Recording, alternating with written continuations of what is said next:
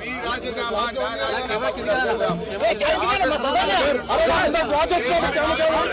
ఇప్పటికే స్పష్టంగా చెప్పాను.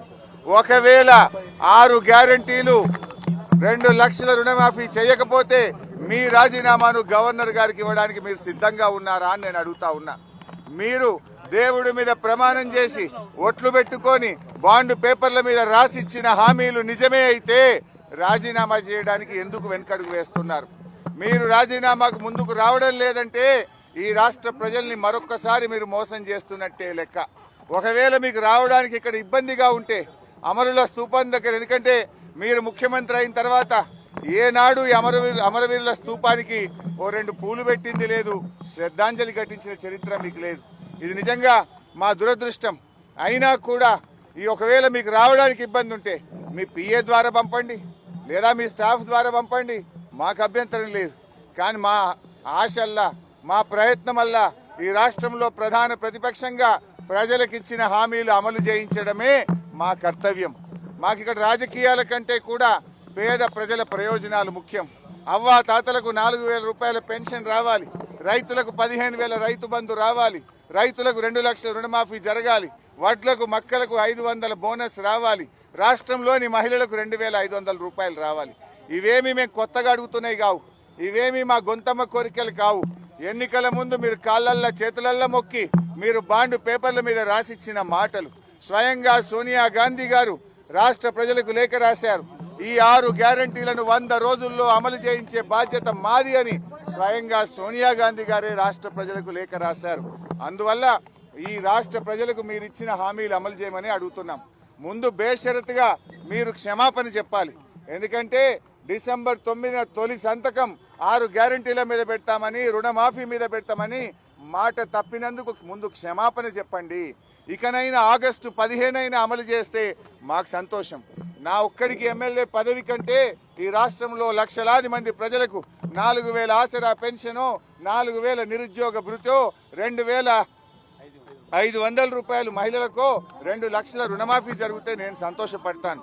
5 ఏళ్లు నాకు పదవిలో లేకపోయినా కూడా రాష్ట్ర ప్రజలకు మేలు జరిగితే నాకు అంతకంటే ఆనందం ఇంకోటి ఉండదు. అందువల్ల నేను రాజకీయాలకు అతీతంగా స్వచ్ఛందంగా ముందుకొచ్చాను. నేను స్పీకర్ ఫార్మేట్లో కూడా నా లెటర్ ఇవ్వడానికి నేను సిద్ధంగా ఉన్నా.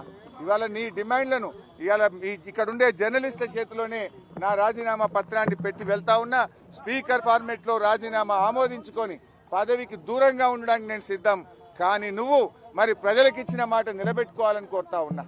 6 గ్యారంటీలు 100 రోజుల్లో అమలు చేస్తామని బాండ్ పేపర్ల మీద రాశారు, చట్టబద్ధత తెస్తామని చెప్పారు, మొదటి రోజే సంతకం పెడతామన్నారు. ఇది సోనియా గాంధీ తల్లిగా ఇచ్చే మాట అని చెప్పి రాష్ట్ర ప్రజలకు మీరు హామీ ఇచ్చారు.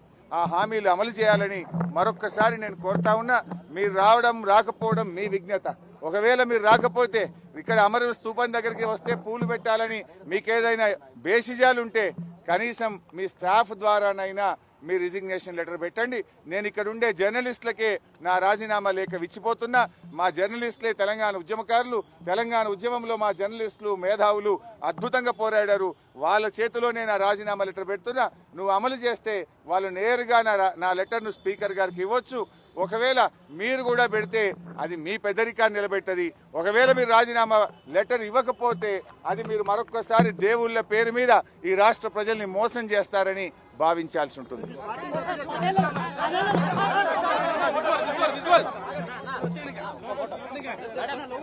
తీసుకోండి.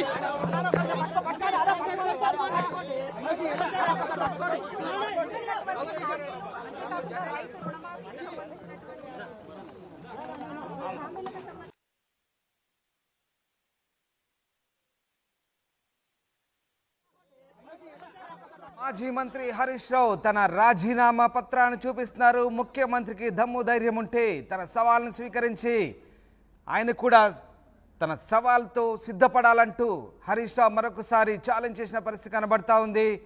అధికార పక్షం ప్రజల్ని మభ్యపెడుతుందంటూ హరీష్ రావు ఆరోపిస్తున్నారు. 15 ఆగస్టులోగా పూర్తి స్థాయిలో హామీలు అమలు చేయకపోతే ముఖ్యమంత్రి పదవికి రాజీనామాకు సిద్ధమా అంటూ ఆయన సవాల్ విసిన పరిస్థితి.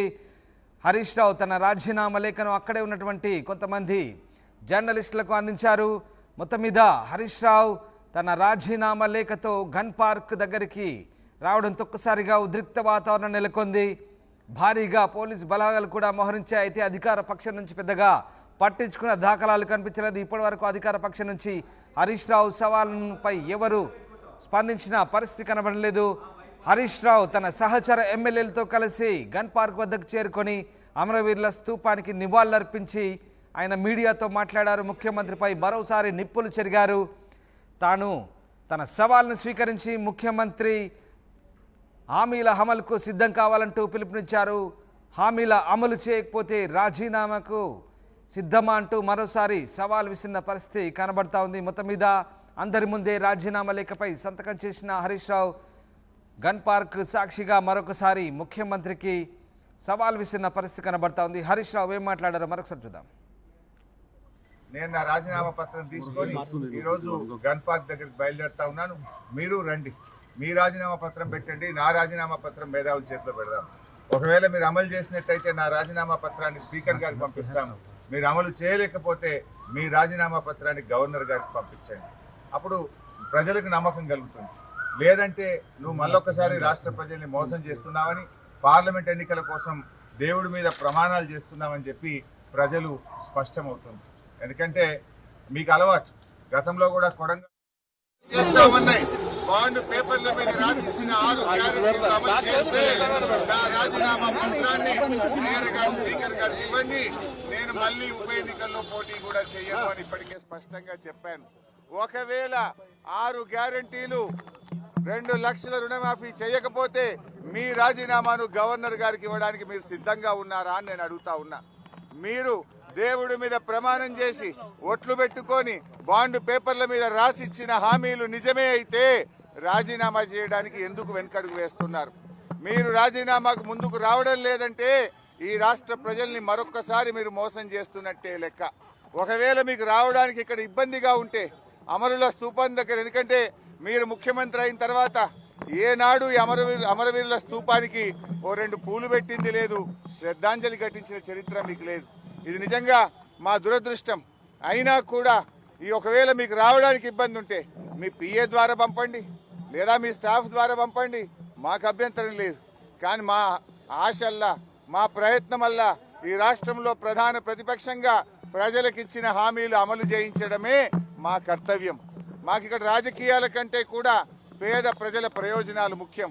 అవ్వా తాతలకు 4,000 రూపాయల పెన్షన్ రావాలి, రైతులకు 15,000 రైతు బంధు రావాలి, రైతులకు 2 లక్షల రుణమాఫీ జరగాలి, వడ్లకు మక్కలకు 500 బోనస్ రావాలి, రాష్ట్రంలోని మహిళలకు 2,500 రూపాయలు రావాలి.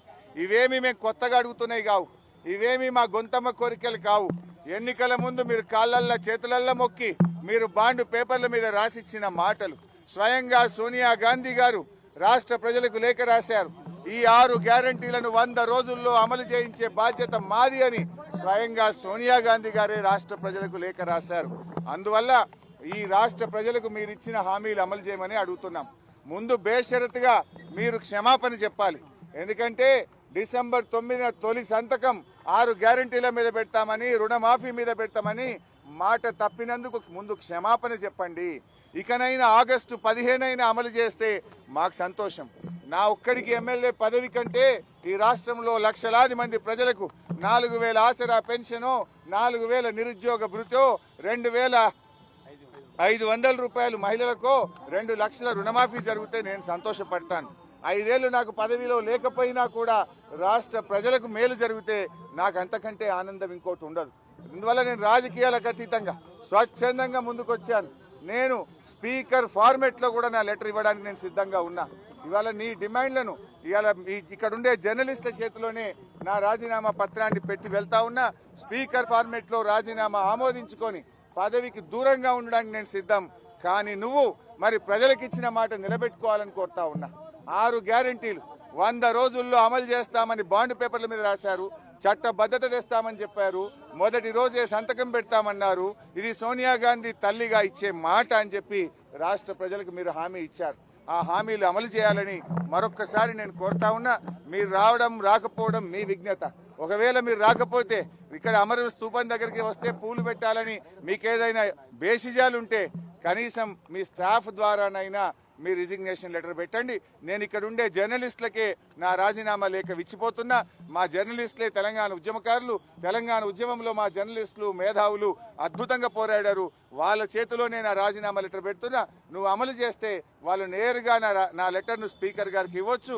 ఒకవేళ మీరు కూడా పెడితే అది మీ పెద్దరికాన్ని నిలబెట్టది. ఒకవేళ మీరు రాజీనామా లెటర్ ఇవ్వకపోతే అది మీరు మరొకసారి దేవుళ్ళ పేరు మీద ఈ రాష్ట్ర ప్రజల్ని మోసం చేస్తారని భావించాల్సి ఉంటుంది.